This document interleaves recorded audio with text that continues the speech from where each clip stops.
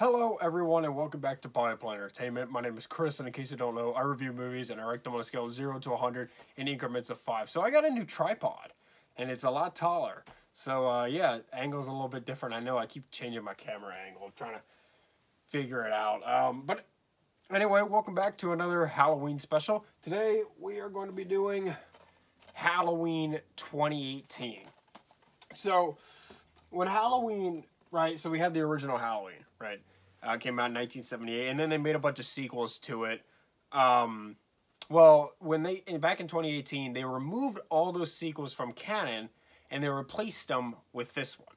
And Halloween Kills is a sequel to this one. So basically, the timeline goes Halloween, Halloween, Halloween Kills, and then next year, Halloween Ends. I have no idea why they decided to call this movie Halloween. As a matter of fact, that's one of my cons with this movie. I have no idea why they decided to call this movie Halloween, but they did. Terrible choice. But anyways, so let's talk about it. So Halloween 2018 stars Jamie Lee Curtis. And also, isn't it annoying how we have to call this Halloween 2018? Stars Jamie Lee Curtis, Judy Greer, Andy Matichak, Nick Castle, Haluk Billinger, and Will Patton. It was directed by David Gordon Green. And it was produced by John Carpenter, Jamie Lee Curtis, David Gordon Green, Zane Devine, Ryan Freeman, Danny McBride, Cooper Samuelson, David Thwaites, and Jeanette Volcherno. So this movie takes place 40 years, and it did come out 40 years later after the original. Halloween Day 2018 is when this movie takes place. And Michael Myers has escaped from his mental facility, and he's on a killing rampage again. Laurie Strode, who has been anticipating this day, is ready for him. So there was a lot of anticipation around this movie, obviously, because they were starting to slate clean when they came out with this. They're taking out all the sequels. They were starting all over, starting fresh. Now we still have the original Halloween that everybody loves, and this is going to be a direct sequel. So there was a lot of hype around this. I saw it in theaters. I actually saw this before I saw the original. Anyways, so, and a lot of people were disappointed. A lot of people liked it, especially a lot of casual moviegoers, I think, enjoyed it. But I think the die-hard Halloween fans were pretty disappointed by it. I enjoyed it for what it was, but even I knew like it wasn't a great movie or anything. But let's jump into my pros and cons. So let's start with my pros here. So the music written for this movie is great. It's great. Michael looks really awesome too. I love what they did with his mask. Looks so gritty. It just looks awesome. He looks really cool in this movie. Why is there a shadow going up and down my face? I'll have to work on this. I also really like Laurie's character. It looks like I'm like a football player with like the black thing under my... Okay, so I really like what they did with Laurie's character in this movie. It doesn't make complete sense to me, and I'll talk about that later. But she's a baddie in this movie, and I really liked it. It's like in the first Terminator, Sarah Connor, right? And then at the end of it, she becomes Terminator 2 Sarah Connor. So we have Sarah Connor in Terminator 1, and then Sarah Connor in Terminator 2. That's basically what Laurie is. She's Sarah Connor 1 in the first one, and now she's Sarah Connor in Terminator 2 in this. So I always appreciate that arc. It's really good. Or how Luke's evolution throughout the original Star Wars trilogy. You look at how he first is, I was going to go to Toshi Station to pick up some power converters. And then at the end of Return of the Jedi, he's kicking Vader's butt. I like that character arc. It's cool. And the imagery in this movie is really cool as well. There's a lot of callbacks to the original. But there's one that I in particular liked. He walks up to this lady's house and he disappears from the camera. And you could just see the lady in the window. And then he bends down to look in the window, and you see just his mask reflecting off the window. It's got some really cool imagery like that in it. There's also this great tracking shot, which I know is a callback to, I think, the second Halloween movie, which I actually haven't seen.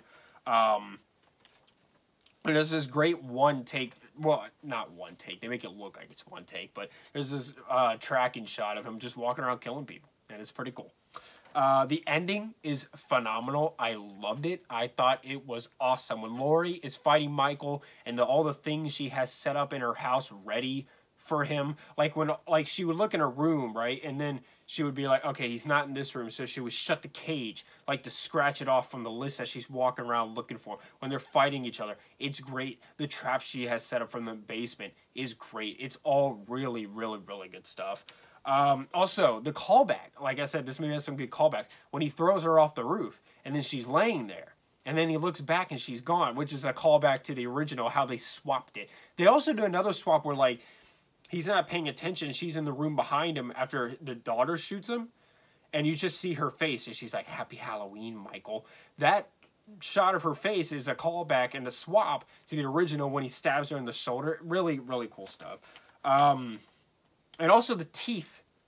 The teeth scene was really cool. This is one kill, you don't see it, but he rips off this guy's jaw, and he takes his teeth, and the podcast reporter's in the stall, and he just reaches over and drops the teeth in. I always thought that was really cool. So that's where my my pros end. Let's go ahead and get into my cons, because I have quite a bit to say. Even though I like this movie, I have quite a bit to say here. So this movie really should have just been Laurie hunting Michael. Yeah. That's what this movie should have been, but no, they have to appeal to the teen demographic, so there's this love triangle and all the teenagers, and nobody gives a crap, bruh.